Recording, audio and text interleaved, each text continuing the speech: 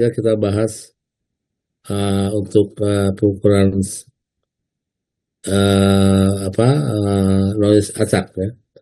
Jadi ini langkahnya seperti ini, tapi ya kita gunakan aja apa namanya, kita nggak usah ngukur, kita pastikan bahwa bandwidth impulsnya adalah bandwidth yang ditentukan oleh apa namanya oleh IF filter spectrum ya, yang bentuknya adalah seperti ini.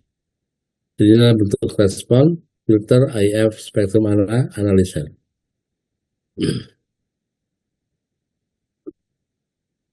Nah, jadi untuk dapat mengukur noise impulse, kita perlu menentukan respon pada CRT. Lalu konversikan ke satuan tegangan dan normalisir ke bandwidth impulse ya. Jadi kita ukur dulu kalau misalkan pengukuran levelnya itu dalam satuan daya, itu harus kita konversi dulu ke satuan tegangan. Setelah itu baru kita normalisir ke bandwidth impulse ya. Walaupun tegangan dapat dibaca langsung dari analyzer dalam mode tampilan linear, mode logaritmik lebih disukai karena lebih luas. Ininya batasan ukurnya itu lebih luas dalam mode logaritmik dibandingkan dengan mode linear. Jadi mode ini lebih disukai untuk memungkinkan range pengukuran yang lebih luas. Kalibrasi dalam dBm dapat dikonversikan langsung dari hubungan berikut ini. Jadi kalau umpamanya ukuran kita dalam mengukur impulse itu dalam dBm, satuannya dalam dBm, maka untuk kita konversi ke tegangan, ini rumusnya adalah seperti yang di bawah, di mana 0 dBm itu sama dengan plus 107 dB mikrofarad dalam impedansi sama 50 ohm. Jadi impedansinya harus sama 50 ohm ya. Sekali lagi bahwa konversi dari dBm ke dB mikrofarad rumusnya adalah 0 dBm sama dengan plus 107 dB mikrofarad. Lalu untuk menormalisir terhadap bandwidth yang diberikan, kita dapat menggunakan faktor koreksi dalam desibel yang harus dikurangi dalam setiap pembacaannya. Rumusnya adalah S, adalah intensitas noise yang kita ukur, ya hasilnya itu sama dengan V dalam dB mikrofarad. Ini adalah hasil pengukuran kita dalam dB mikrofarad ya, yang kita baca pada CAT, kurangi dengan ini dengan faktor koreksi B dalam dB bandwidth 1 ya. Jadi S intensitas spektra broadband yang dinormalisir terhadap bandwidth BW1, V adalah tegangan yang diukur pada CRT dalam bandwidth BW1, B adalah faktor koreksi. Di mana rumus faktor koreksinya adalah delta dB sama dengan 20 log bandwidth A dibagi dengan bandwidth B ya. Karena itu B dapat ditentukan dari hubungan berikut ini. Contoh ya. Contoh. Kita akan menormalisir 1 MHz bandwidth 1 MHz dengan spektrum analyzer yang mempunyai bandwidth impulse sebesar 140 kHz. Jadi kita akan menormalisir bandwidth impulse 140 kHz yang diberikan oleh spektrum ke 1 MHz bandwidth. Itu adalah rumusnya 20 log 140 kHz dibagi dengan 1 MHz adalah minus 17,1 dB MHz ya. Jadi sekali lagi faktor koreksinya adalah rumusnya adalah bandwidth impulse yang diberikan oleh spektrum kita ya dibagi dengan persatuan megahertz. Seperti ini. B faktor koreksi sama dengan 20 log 140 kHz dibagi dengan 1 MHz itu sama dengan minus 17,1 dB mikrofarad. Jadi hasilnya, hasil intensitas daripada noise yang kita ukur, S itu sama dengan tegangan yang kita ukur ya, yang muncul pada CRT dikurangi dengan faktor koreksi. Jadi V minus 17,1 dB MHz. Jadi S sama dengan V plus 17,1 dB mikrofarad ya. Jadi kalau umpamanya ya, Contoh di sini, umpamanya kita mengukur sebuah noise impulse sebesar minus 47 dBm pada CRT dengan bandwidth impulse 100 apa 100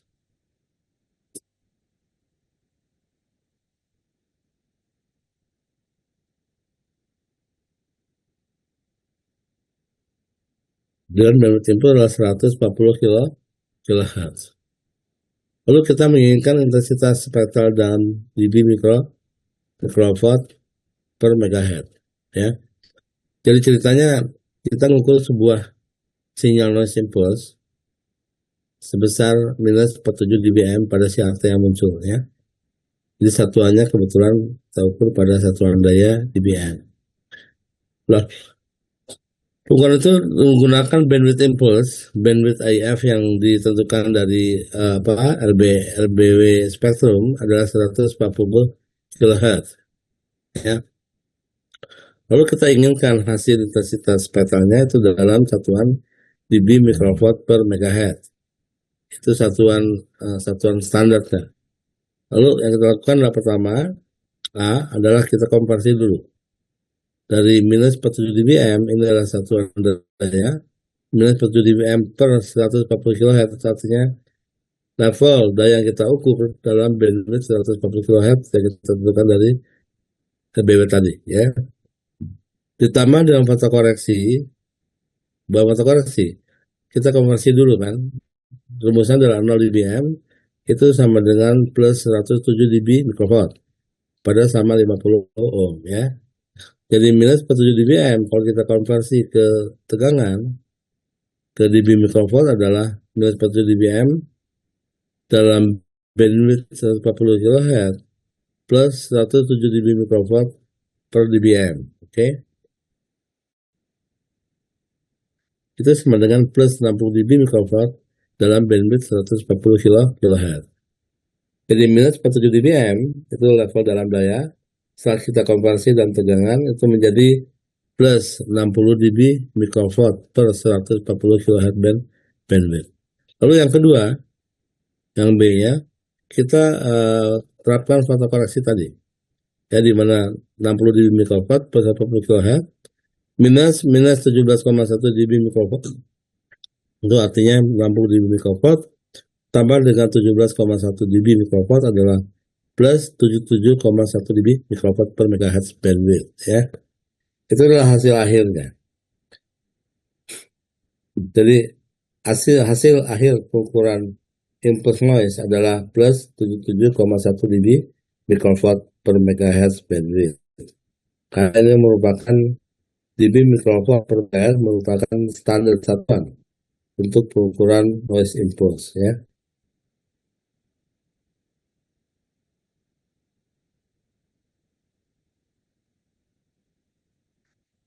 Ada pertanyaan?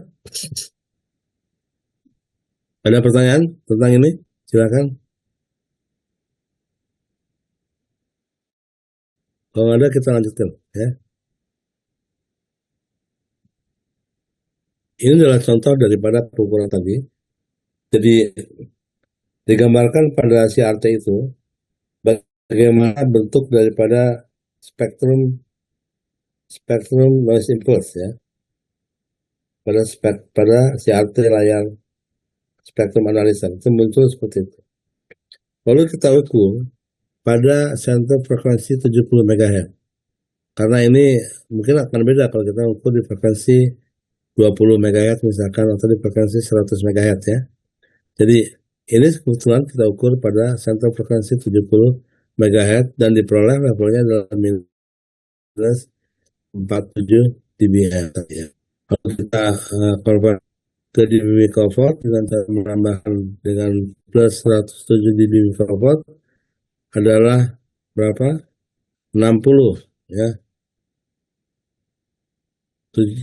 Minus 47 dBm kita konversi ke dB mikrowatt dengan cara menambahkan dengan 107 dB minus 47 dBm plus 107 dB mikrowatt adalah 60 dB mikrowatt, ya.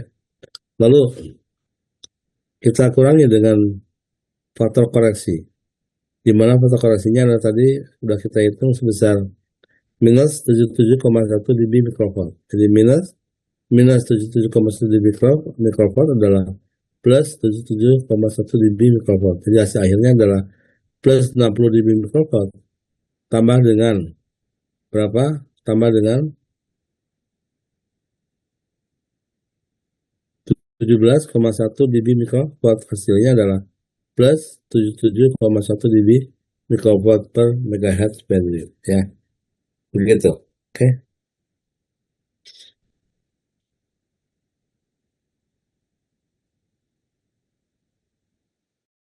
Kita lihat memang bentuk seperti noise impulse, ya. Itu tidak, amplitudanya itu tidak merata, ya, di semua bandwidth frekuensi. Karena dia impulse, ya. Tapi kalau kita ukur pada frekuensi tertentu, dia akan beda dengan kita ukur di satu frekuensi yang lain. Seperti ini, kita ukur pada sensor frekuensi 70 MHz, kita dapat minus 40 dBm. Mungkin kalau kita ukur di frekuensi yang lebih rendah, misalkan di 40 MHz atau di 20 MHz, akan memperoleh hasil level yang lebih besar misalkan, ya. Karena dia tidak merata di semua band frekuensi.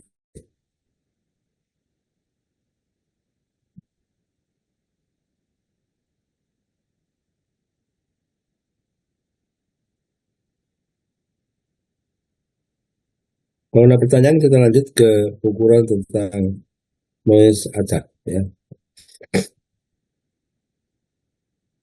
Noise acak terdiri dari komponen-komponen frekuensi yang acak dalam amplituda dan fasa.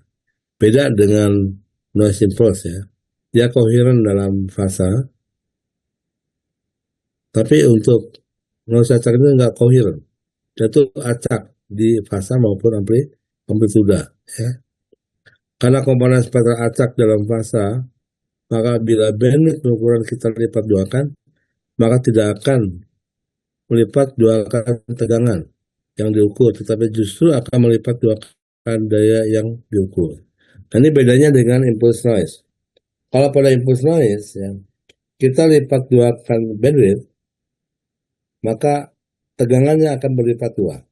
Jadi misalkan, ya, misalkan saya mengukur sekarang dengan bandwidth uh, apa? Bandwidth 100 kHz, ya. Kita memperoleh tegangannya sebesar plus 10 dB mikrowatt. Oke. Plus 10 dB mikrowatt. Lalu bandwidthnya kita naikkan dua kali lipatnya dari 100 menjadi 200 MHz, ya. Maka hasil pengukurannya akan berlipat dua, dari plus 10 dB mikrowatt menjadi berapa? Lipatan dua dari tegangan tambah 6 dB, berarti plus 16 dB mikrowatt, melipat dua, ya. Kalau dalam daya melipat dua kan tambah 3 dB, kalau dalam tegangan tambah 6 dB. Oke.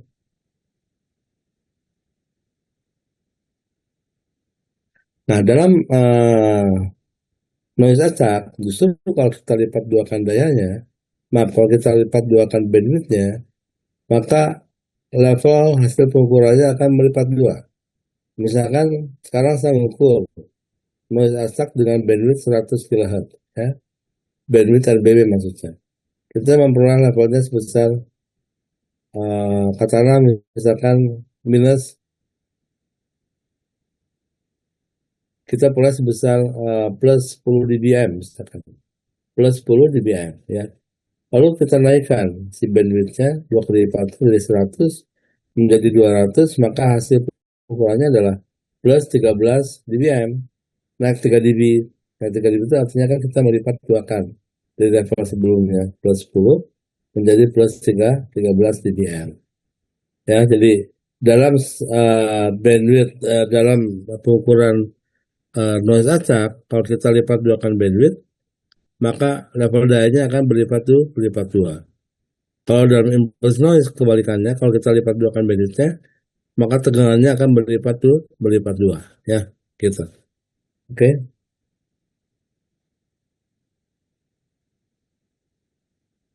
Contoh misalkan, kalau kita ngukur dengan bandwidth 100 kHz, ya, satu noise acak misalkan, lalu Anda mengukur dengan bandwidth 200 kHz.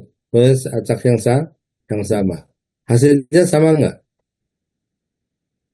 Saya mengukur dengan bandwidth 100 kHz, tapi kamu mengukur dengan bandwidth 200 kHz pada noise acak yang sama. Hasilnya gimana? Kira-kira akan beda atau sama? Bagaimana pendapat kamu?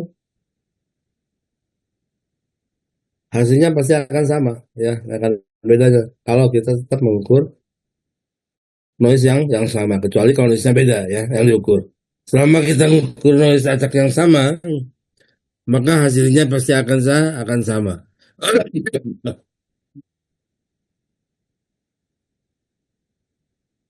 Nah, dalam ukuran noise acak ini, ya,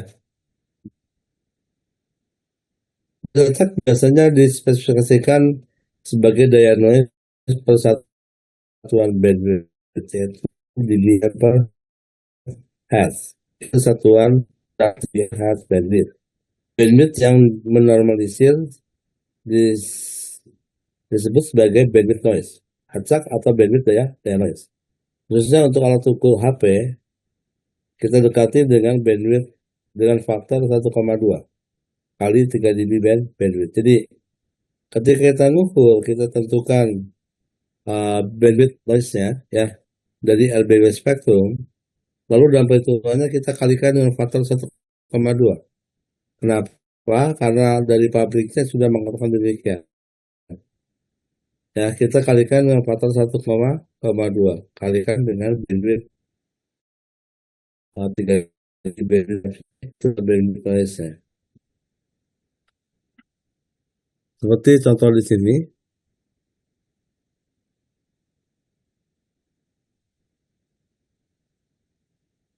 ini sama saja dengan yang tadi bahwa ini bentuk daripada respon IF dan respon dari rectangular ideal filter. Ya,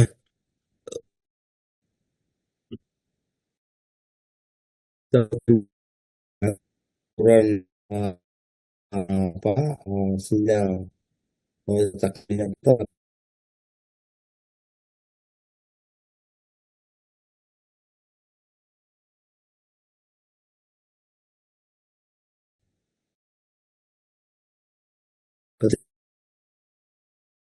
ketika batas yang lebih rendah daripada nilai itu dalam dari nilai rata-ratanya.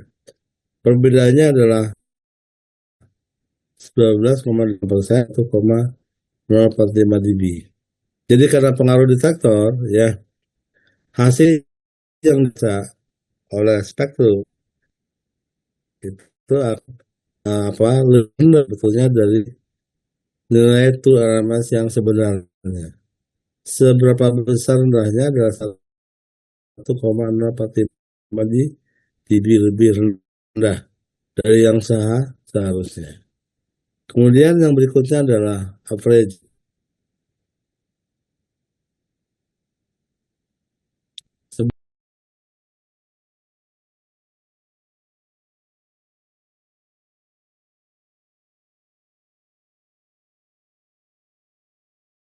Recording in Dan progress. dikombinasikan dengan detektor, maka akan memproyeksi total sebesar 2,5 dB. Jadi ini adalah level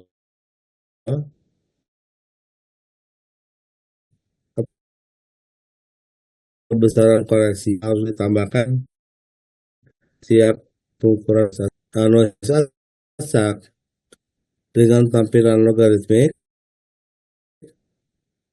mode logaritmik, hasilnya mudah dengan faktor 2,5 dB. Kenapa?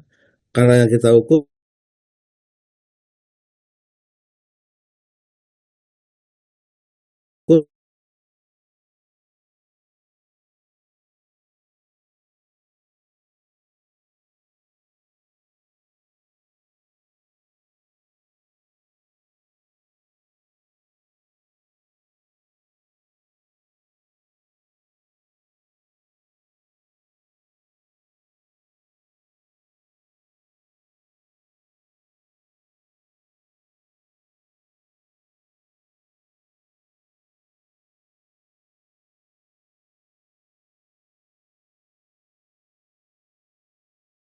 Recording in tergantung progress. bandwidth yang kita tentukan.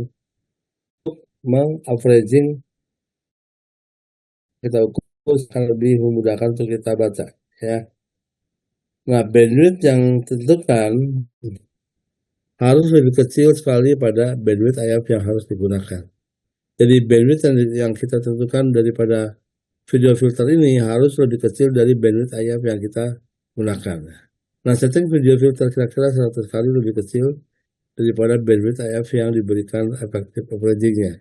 Jadi misalkan kita menggunakan bandwidth 100 kHz, maka bandwidth video filternya kita set itu 100 kali lebih kecil, jadi kira-kira 1 kHz bandwidth video filter, ya, dari spektrum analyzer yang kita pakai.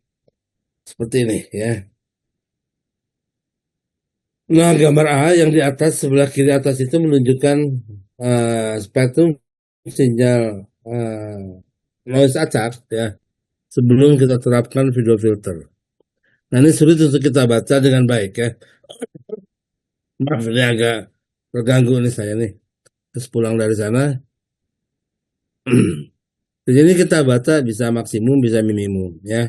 Dan juga kita lihat di sini bahwa di sini ada signal di dalam noise yang kecil sekali. Sulit untuk kita baca, ya. Signalnya. Ya, ini adalah signal sebelum kita terapkan video filter. Setelah kita terapkan video filter, ya. Ini dalam keadaan off video filternya. Lalu kita terapkan 10 kHz. Kemudian hasilnya seperti ini, ya. Udah mulai kelihatan signal di dalam noise-nya. Lalu level noise-nya udah mulai kecil, ya. Lalu yang berikutnya kita terapkan 100 kHz. 100 Hz ini. Lebih kecil lagi. Yang sebelah kiri bawah, dengan kita menerapkan bandwidth video filter 100 Hz, maka level noise-nya akan semakin lebih jelas, ya, levelnya. Oke, dan juga signal di dalam noise-nya udah mulai muncul dengan jelas. Apalagi yang sebelah kanan. Yang sebelah kanan kita menggunakan bandwidth lebih kecil lagi, adalah 10 Hz, ya. 10 Hz ini akan memberikan level noise yang jauh lebih jelas untuk kita baca levelnya, dan juga signal di dalam noise-nya akan muncul lebih jelas sehingga kita bisa baca level signal tersebut, ya. Jadi keuntungan daripada penggunaan filter video ini adalah untuk melihat bila mana ada signal di dalam noise, yang mana yang seperti yang A ini nyaris nggak bisa dilihat, ya, nggak bisa dilihat level daya yang berada di dalam noise tersebut. Tapi setelah kita terapkan filter video dengan bandwidth yang semakin lebih kecil, itu menunjukkan hasilnya di mana level noise semakin jelas dibaca, ya, levelnya. Kemudian signal di dalam noise-nya akan muncul lebih jelas lagi sehingga bisa kita baca dengan baik, ya. Jadi itulah kegunaan daripada video filter ini yang ada pada front panel spectrum analyzer. Nah, jadi ringkasan pengukuran noise acak. Pertama, kita ukur level sinyal noise tersebut dalam dBm, ya. Kemudian kita tambahkan faktor koreksi sebesar 2,5 dB. Setelah itu baru kita normalisir ke bandwidth daya noise-nya. Oke, contoh. Sebuah sinyal noise acak diukur pada level minus 35 dBm. Ini adalah level pengukuran noise acak pada spektrum, ya, dengan bandwidth RBW 10 kHz, dengan bandwidth noise-nya 10 kHz. Lalu level yang diinginkan dinyatakan dalam dBm per hertz bandwidth. Itu merupakan standar satuan untuk menyatakan pengukuran level noise acak, ya. Pertama kita tambahkan 2,5 dB untuk memperoleh level sekarang sebesar minus 32,5 dB yang sebelumnya minus 35 dBm, ya. Setelah kita tambahkan 2,5 dB, hasilnya memperoleh minus 32,5 dBm. Lalu bandwidth yang digunakan 10 kHz. Maka kita hitung faktor koreksi dari bandwidth ini adalah 10 log. Kenapa 10 log? Karena ini adalah daya. Kalau tadi kan 20 log, ya, ini 10 log. 10 log 12 kHz per 1 Hz. Kenapa 12? Karena bandwidthnya kita kalikan dengan faktor pengali 1,2. Tadi udah dijelaskan ya. Dengan kita kalikan dengan faktor pengali 1,2, maka bandwidth IF-nya atau bandwidth RBW-nya sekarang menjadi 10 kHz kalikan dengan 1,2 adalah 12 kHz per 1 Hz. Karena mau kita nyatakan per satuan Hz, ya kan? Maka faktor koreksinya adalah 40,8 dB. Oke, 40,8 dB. Nah, hal ini sama dengan koreksi yang digunakan untuk menormalisir untuk pengukuran impuls. Jadi jawaban akhirnya adalah minus 32,5 dBm dalam bandwidth 12 kHz kurangi 40,8 dB sama dengan minus 77,3 dBm per Hz bandwidth. Ini hasil akhirnya. Jadi hasil akhirnya dari level noise yang terbaca minus 35 dBm pada layar dengan bandwidth 10 kHz itu adalah hasil akhirnya adalah minus 73,3 dBm per Hz bandwidth setelah kita normalisir terhadap persatuan Hz bandwidth ya. Jadi hasil akhirnya adalah minus 73,3 dBm per Hz bandwidth. Seperti yang sudah lihat pada tampilan CRT di bawah ya. Ini menunjukkan noise yang kita ukur ya. Nah di sini tampilannya seperti ini, jadi nggak rata. Memang menunjukkan bahwa pada setiap frekuensi bisa jadi levelnya berbeda ya. Ini kita ukur nggak dijelaskan di sini pada frekuensi berapa ya. Mungkin pada frekuensi tengah-tengahnya atau tidak ya. Ya pokoknya kita mengukur salah satu titik di sini. Kita peroleh sebesar minus 34 dBm tadi udah. Lalu kita terapkan faktor koreksi 2,5 dB ya untuk memperoleh hasil yang sesungguhnya ya, di mana lebih besar dari yang seharusnya ya. Kemudian kita terapkan faktor koreksi dalam persatuan Hz bandwidth.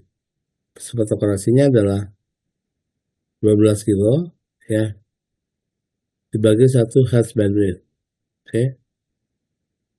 Ini 12 kilo. Kenapa 12? Karena bandwidth IF-nya setelah kita kalikan dengan faktor pengali 1,2 yang ditentukan oleh si pembuat spektrum analisatornya HP. Mungkin kalau kita menggunakan spektrum analisator yang lain, merek lain misalkan Advantech atau misalkan merek Anutsu, mungkin pendekatannya beda. Ini kebetulan kita menggunakan penjelasan atau bahan kuliah ini dari Hewlett Packard, dari HP Hewlett Packard atau spektrum merek HP ya. Dia katakan di sana bahwa ketika kita mengukur noise, maka si bandwidth IF-nya harus kita kalikan dengan faktor 1,2 ya. Begitu. Oke, dan ini sudah kita lakukan. Maka hasilnya adalah tadi adalah minus 73,3 dBm per Hz bandwidth. Ya, mudah-mudahan ini bisa diterima. Bagaimana? Ada pertanyaan? Silakan, ada pertanyaan?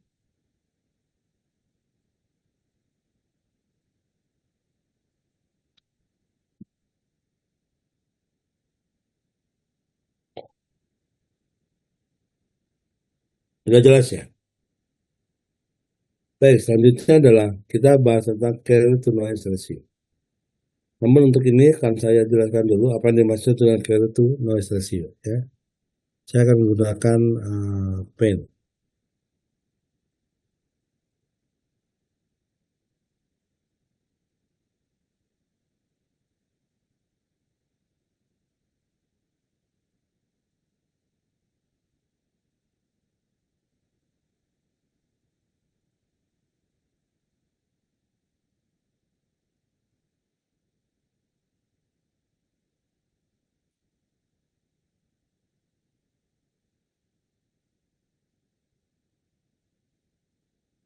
Carrier to noise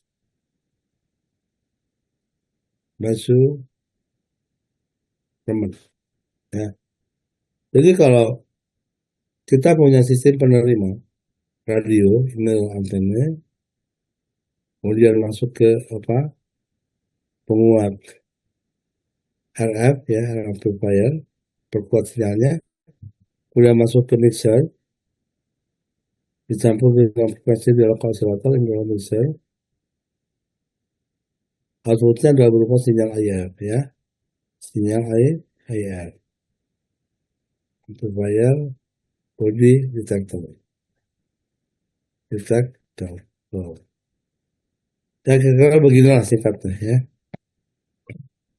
Jadi si penerima, apapun penerimanya, penerima radio biasa FM, atau penerima television ya, penerima televisi, atau penerima radio biasa, FM dan sebagainya, maka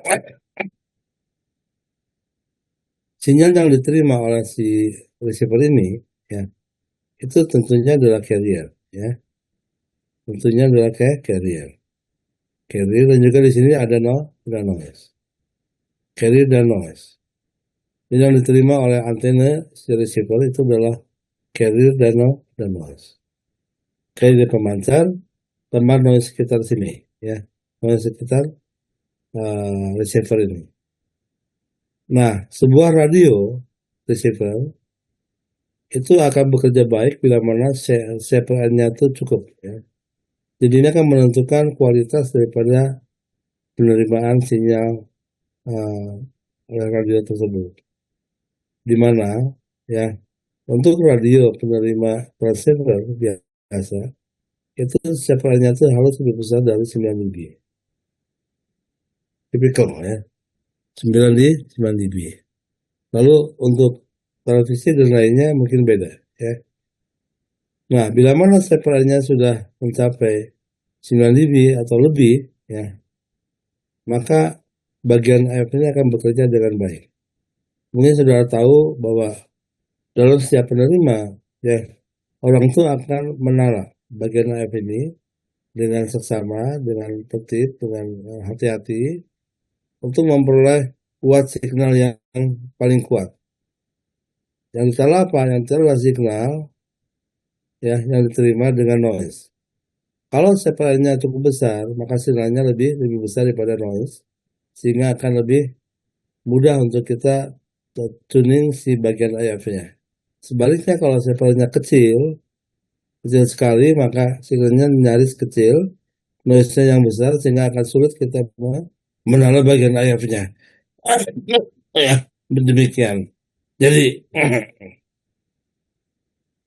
jadi intinya adalah separannya harus cukup besar, ya, cukup besar.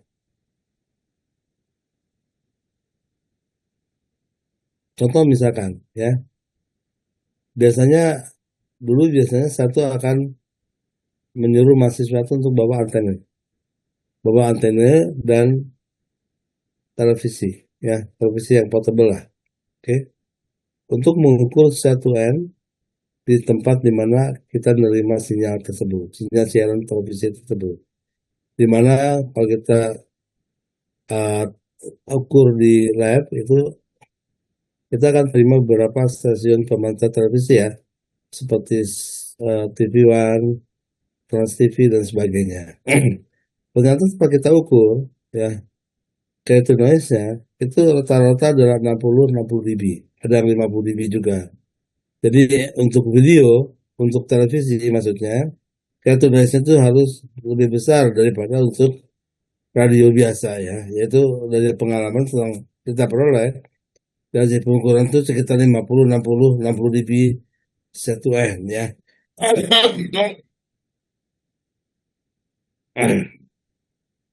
Nah sekarang gimana cara mengukurnya? Cara mengukurnya seperti demikian ya.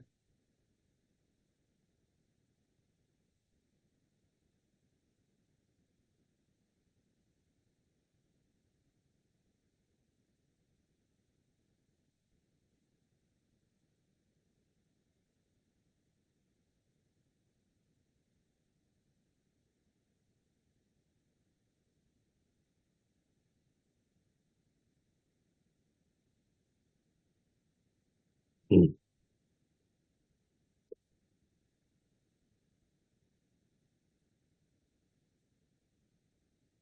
Jadi pengukuran keratosis rasio sama dengan pengukuran kerapatan dana loss acak ya. Dimana pengukurannya berdasarkan seperti ini. Yang pertama, kita mengukur carrier atau level sinyal yang diinginkan. Misalkan, ya, kita akan mengukur satuan dari sinyal televisi yang dipancarkan dari TV One misalkan.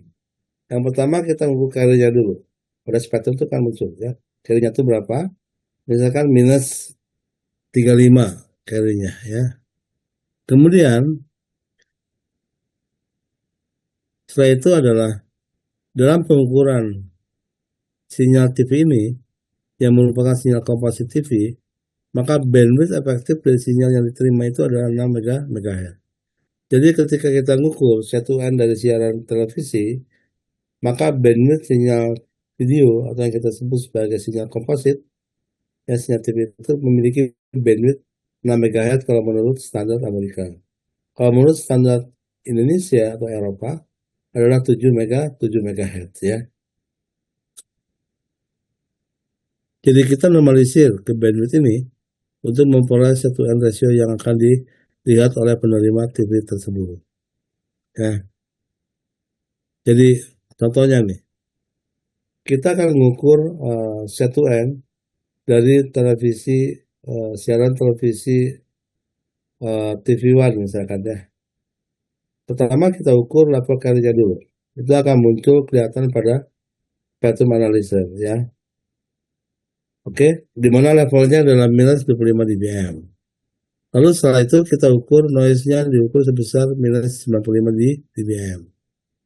Jadi seperti ini ya. Mungkin saya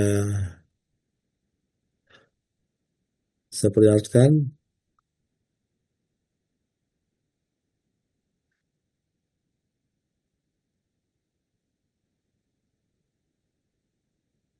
Jadi misalkan diperoleh sinyalnya adalah seperti ini.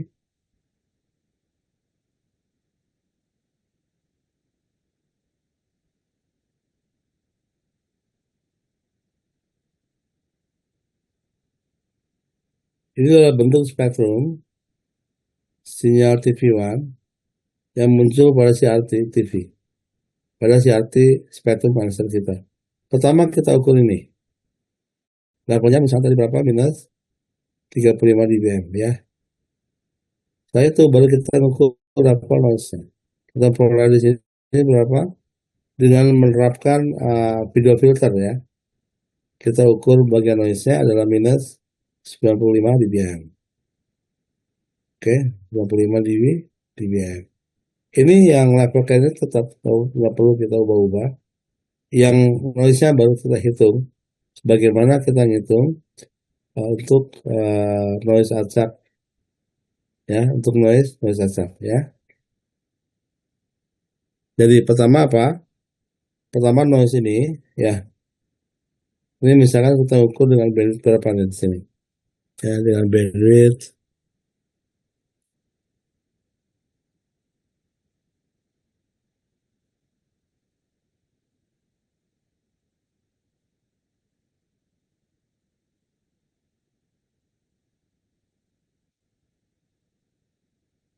ini dengan bandwidth 10 kHz ya. Jadi carrier diterima sebesar minus 25 dBm. Skala tadi 1/35, koreksi aja menjadi minus 25 dBm ya. Lalu noise diukur sebesar minus 10 dBm, 95 dBm pada bandwidth 10 kHz. Maka kita dapat membuat perhitungan sebagai berikut. Untuk noise-nya, kalau level carrier tetap jangan kita takut karena ada tidak pasti ya. Kita tambahkan dulu koreksi sebesar 2,5 dB untuk level carrier yang terbaca. Lalu kita normalisir terhadap bandwidth 6 MHz bandwidth. Ini relatif bisa 6 MHz atau bisa 7 MHz tergantung daripada standar bandwidth video yang kita gunakan ya. Di sini kebetulan pakai 6 MHz, standar Amerika, Indonesia itu menggunakan 7 MHz bandwidth ya. Jadi noise 6 MHz. Noise pada bandwidth 6 MHz itu sama dengan noise yang diukur pada 10 kHz tambah dengan faktor normalisir 10 log 6 MHz per 1,2 kalikan 10 kHz ya. Hasilnya berapa? Hasilnya adalah plus 27 di dB ya. Jadi minus 92,5 dBm plus 27 dB adalah minus 65,5 dBm per bandwidth 6 MHz ya. Jadi sinyal noise yang kita terima setelah kita ukur itu kita normalisir terhadap bandwidth video komposit yaitu 6 MHz. Hasilnya gini, 10 log 6 MHz per 1,2 kalikan dengan 10 kHz atau 120 kHz. Hasilnya adalah plus 27 dB. Nah, sehingga noise-nya sebetulnya minus 92,5 dBm per bandwidth 10 kHz tambah 27 dB MHz adalah 65,5 dBm per 6 MHz. Jadi setelah itu baru kita rasiokan. Jadi carry to noise-nya adalah minus 25 dBm yaitu adalah carrier dibagi dengan minus 65,5 dBm atau minus 25 dBm per minus 65,5 dBm itu 80,5 dB. Minus 25 minus 65,5 adalah 40,5 dB carrier to noise. Ya, jadi kita lihat di sini bahwa carrier to noise-nya adalah 40,5 dB dari berdasarkan hasil perhitungan di atas. Ya. Nah, dari pengalaman kita yang saya sampaikan tadi, ketika kita ukur carrier to noise sinyal dari pemancar TV One atau Trans TV dan sebagainya, itu kita peroleh sebesar 60 dB, 60-65 dB carrier to noise. Mungkin akan bagus kalau misalkan saudara juga mencoba ya mengukur ini di lab HF ya. Karena dulu kita lakukan, mungkin sekarang nggak tahu ya, masih lakukan atau enggak. Kalau enggak coba usulkan aja, misalnya saudara bawa antena televisi ya, yang pasti punya di rumah bawa. Kemudian TV portable kalau punya juga bawa ya. Kemudian kita ukur carrier to noise dari pemancar yang sekitarnya ada, seperti misalnya dari TV One, lalu dari Trans TV dan sebagainya. Ya, ini bagus kita ukur karena apa? Karena carrier to noise itu merupakan pengukuran yang penting bagi sebuah penerima ya. Penerima apapun, ya, penerima TV, untuk ngecek apakah sinyalnya sudah cukup atau enggak di satu tempat, maka kita ukur carrier to noise-nya. Juga carrier to noise dari penerima satelit, ground station juga sama. Dia punya batasan berapa carrier to noise yang harus diperoleh ya. Sebabnya kalau kurang dari standar maka sinyal pun akan buruk. Oke. Semakin kecil semakin buruk. Jadi satu ini penting sekali ya apa karena dia menentukan kualitas dari hasil penerimaan sinyal radio ya. Karena AF-nya akan lebih mudah untuk kita tuning bila mana satu N-nya itu cukup kuat. Tapi kalau satu N-nya itu rendah, maka bagian AF itu akan sulit untuk kita peroleh yang paling optimal. Ya, begitu. Oke. Jadi sekali lagi ini penting untuk sudah coba sendiri dengan cara membawa antena TV ke lab, kemudian kalau punya ya bawa TV portable ya yang bisa dibawa-bawa begitu. Lalu saudara cari channelnya dengan menggunakan spektrum analisa ya. Oke. Jadi Kamu nanya, ya ditambahkan 2,5 dB itu wajib, Pak. ya untuk noise acak dalam penggunaan noise acak itu harus kita tambahkan 2,5 dB karena pengaruh daripada log shaping dan detektor si spektrum ya. Jadi detektor spektrum dan log shaping itu memberikan koreksi sebesar 2,5 dB. Jadi level yang diterima itu seharusnya yaitu lebih rendah daripada yang seharusnya sebesar 2,5 dB. Oke. Jadi level noise yang kita baca itu lebih rendah dari yang seharusnya. Serendah apa? 2,5 dB. Jadi harus kita tambahkan faktor koreksi sebesar 2,5 dB hanya untuk pengukuran noise acak saja. Sedangkan untuk noise impulse-nya tidak. Karena pengaruh daripada detektor dan log shaping pada spektrum analisa. Ya. Jadi wajib Baik, hanya Pak. pada pengukuran noise acak saja. Ya, selanjutnya. Apa? Ada yang bertanya selanjutnya? Silakan.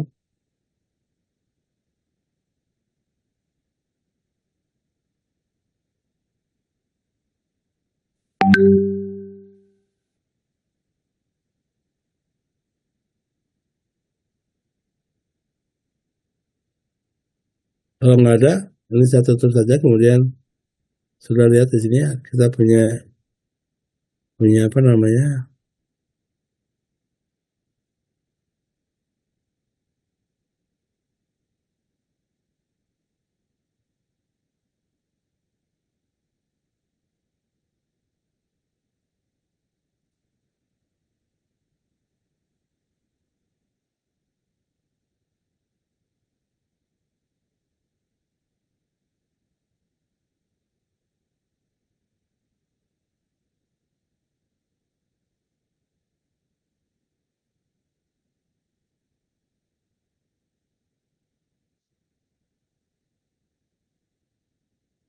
Ya.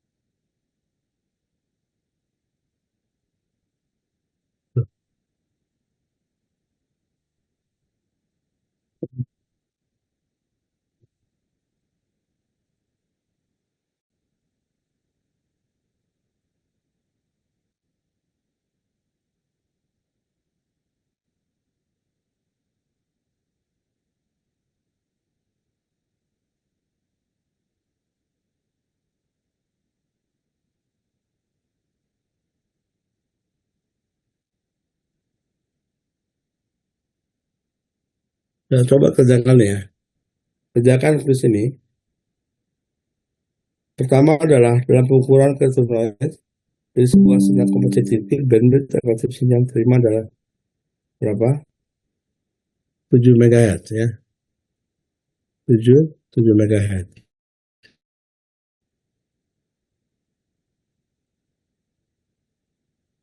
Jika level carry minus 50 dBm dan resiko sebesar minus 50 dBm dalam bandwidth berkualitas, hitung 1M sinyal TV tersebut.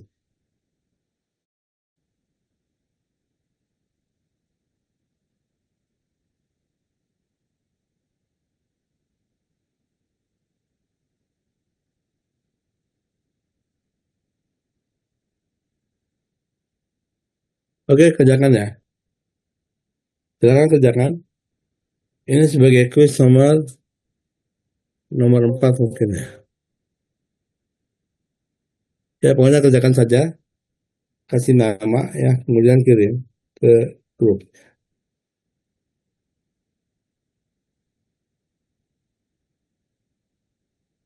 Ada 1, 2, 3, 4 nomor.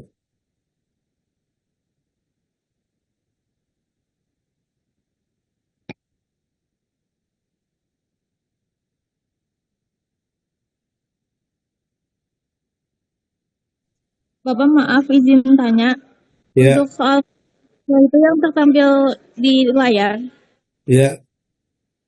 yang berarti yang kuis 1 ini Pak, Ini kuis berapa ya? udah kuis 3 Pak. Ya, kuis 3 ya. Oke, jadi kuis 3. Kerjakan saja yang nomor 1, nomor 2 ya. Nomor 3, 4-nya tuh terkait dengan bahan yang sudah kita bahas sih. Jadi nomor 1, nomor 2 saja.